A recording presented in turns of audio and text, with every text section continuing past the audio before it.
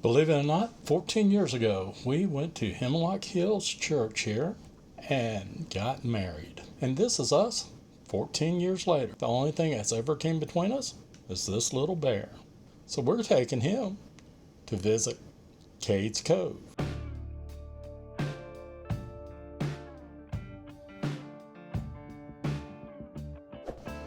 Don't forget to like, share, and subscribe if you like this show. Hey, this bear is. Yes, all the beauty starts around Cherokee. There's a lot of free stuff to do in Cherokee, but we're not here to visit Cherokee. But take time to enjoy these great views as we drive through on the way to the Great Smoky Mountains.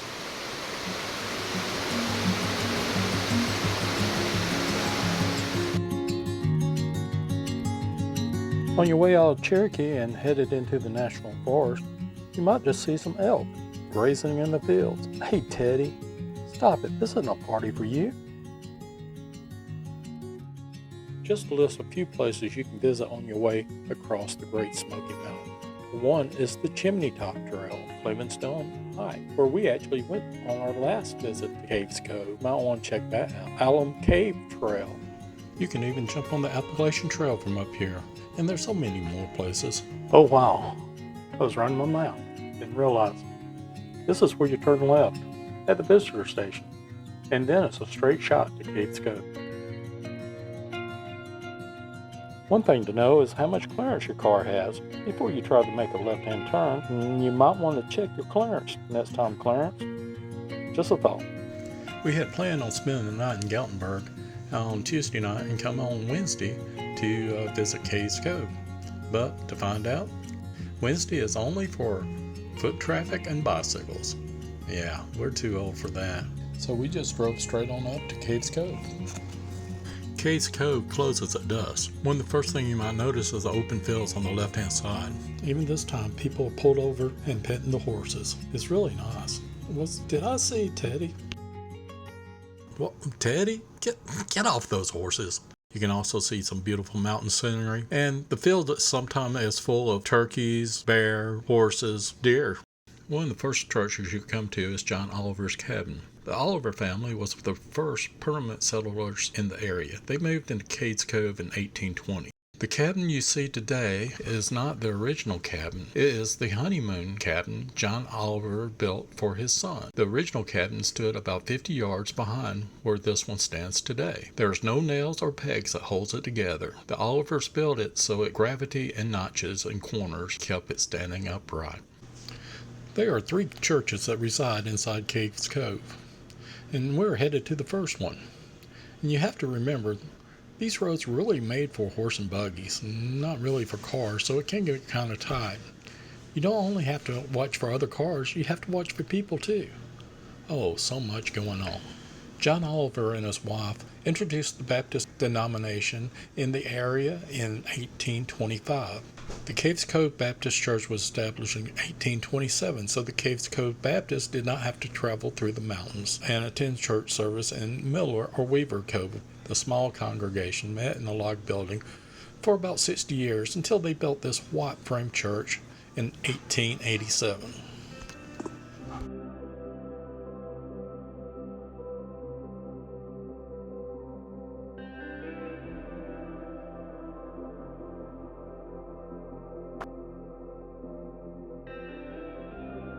Russell Gregory, 1795 to 1864.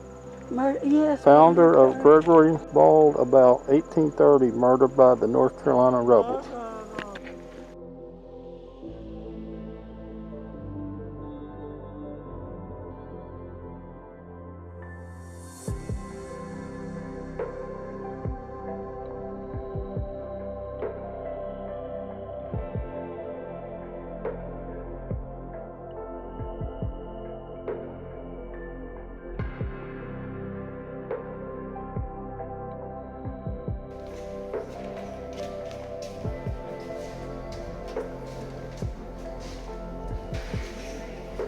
The bank of eternal life, Jesus Christ.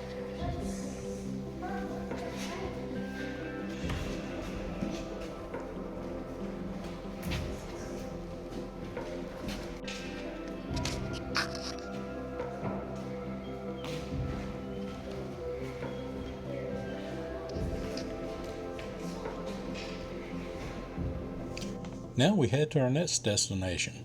So get in, buckle up, keep your arms inside the car at all times, enjoy the ride and the music.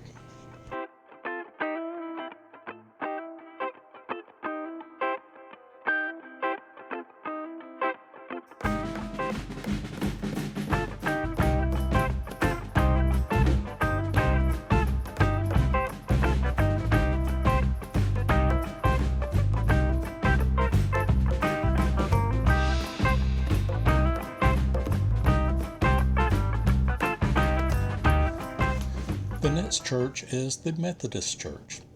It was originally a log structure with a dirt floor and a fire pit. The church that stands today was built in 1902 by John D. McCampbell. He was also the pastor. It took him 115 days to complete the church at a cost of $115.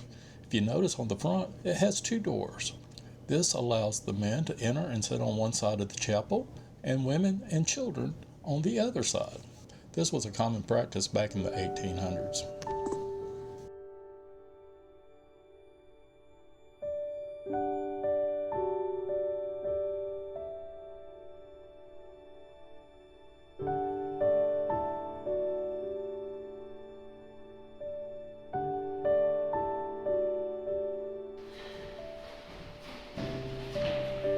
Evidently, they didn't know who they were.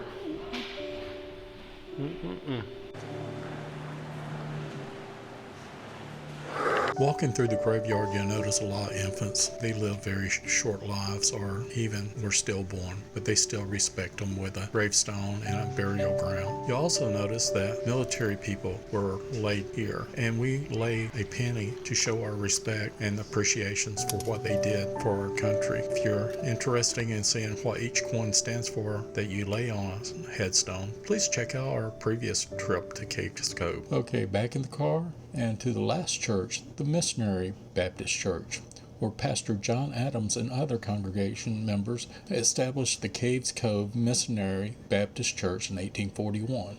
They originally had no meeting place for the worship service, so they often met in individual homes. However, after a successful revival after the Civil War, they were able to build their own structure on Hyatt Hill in 1894. The church congregation increased from 40 to more than 100 members. This prompted the building of a new church in 1915, which is the one you can see today in Cades Cove.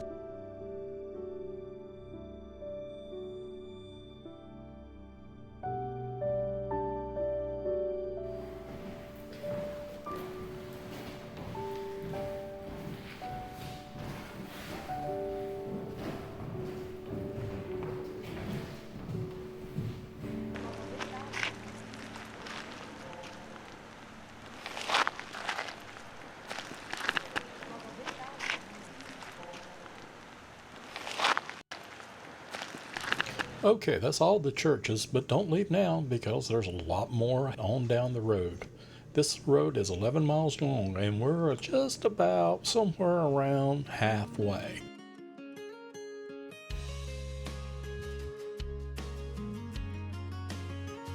We're going to enjoy the views of the smoke rising off the mountains and see what we head into next.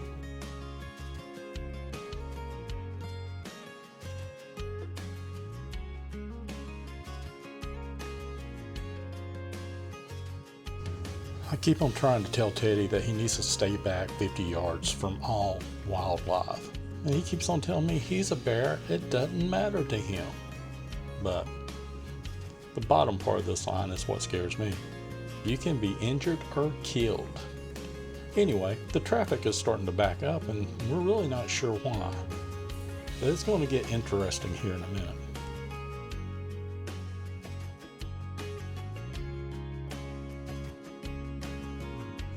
Yeah, I can see Teddy running away from that little bitty cub black bear. Did y'all see it? It's sneaking up around here. And so we're just going to be quiet for a minute and see what happens.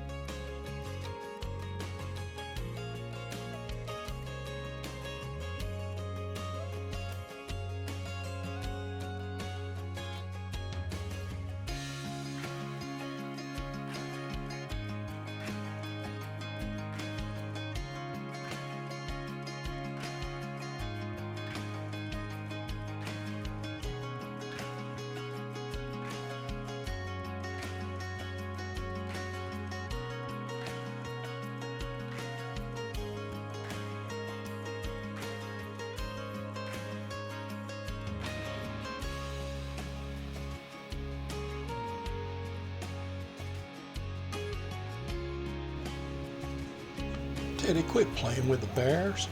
You're going to get eaten. That thing could eat you in one bite. Stop it.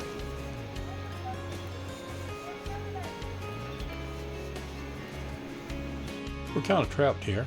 We can't go forward, you can't go backwards, and we're just going to roll down the windows and take some pictures and enjoy.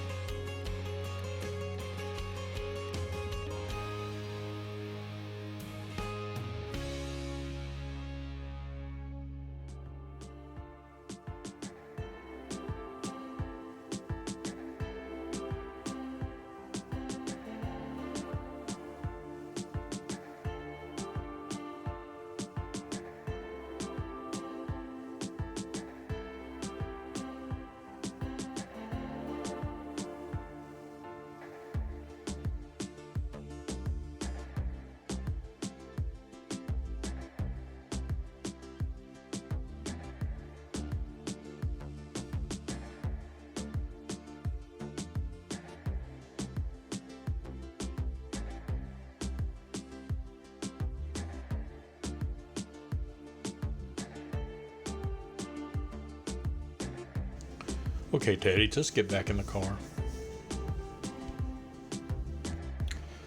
Bear's not the only thing you'll see. You can see some deer, turkey, almost anything that's in the wildlife here.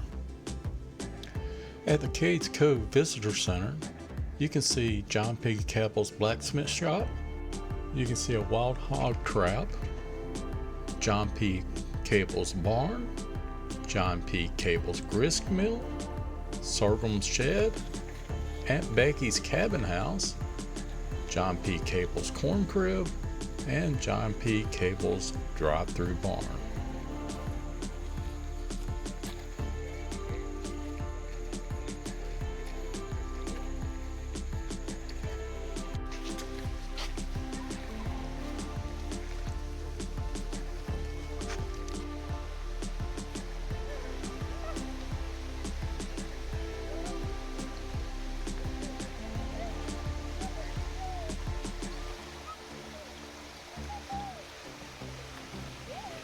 And at the time we were here, John P. Cable's grist mill, the wheel was not running and it looked like the mill was closed. I'm not sure if this was because of COVID or what, but if you want to see the running mill, you can check out our previous visit to Cades Cove.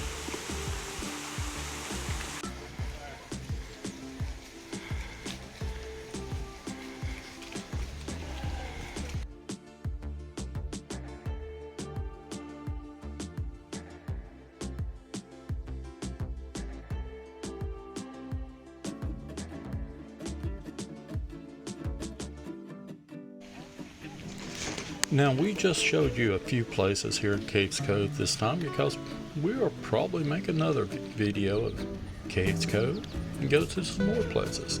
So, if you haven't been, maybe this is a place you need to check out. Okay, make sure you stay to the end because we do have a sweet surprise at the very end of this show. And if you have enjoyed this, please like, share, and subscribe. And hit that little bell notification so you don't miss a show.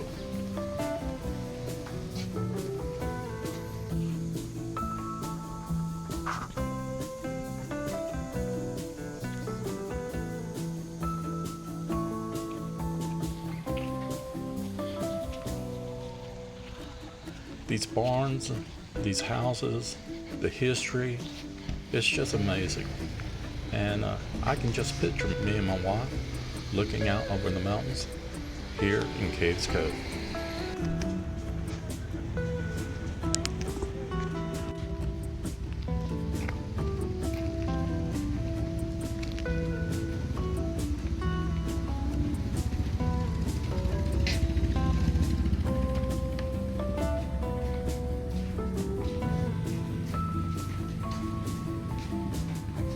This is a big house. They didn't have a stranger's room. But it's got upstairs.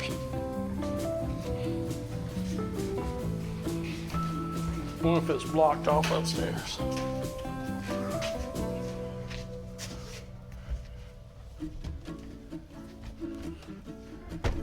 Oh, gotta be careful with that step.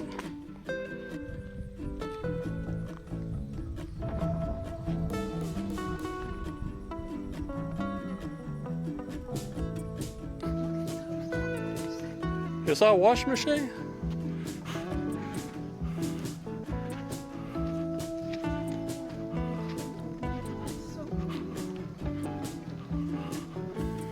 It's some type of washing machine, I think. Down there, say down the bottom, that one is too. It's some type of barrel for something. We went back through Bryson City on the way back to Gainesville, and we stopped at the chocolate shop. Yeah, you have to check this place out. They definitely have the best fudge and chocolate in the area. Anyway, I hope you enjoyed this session of Loving the Real World Travel, and come back and check us out again. Talk to you later. Bye-bye.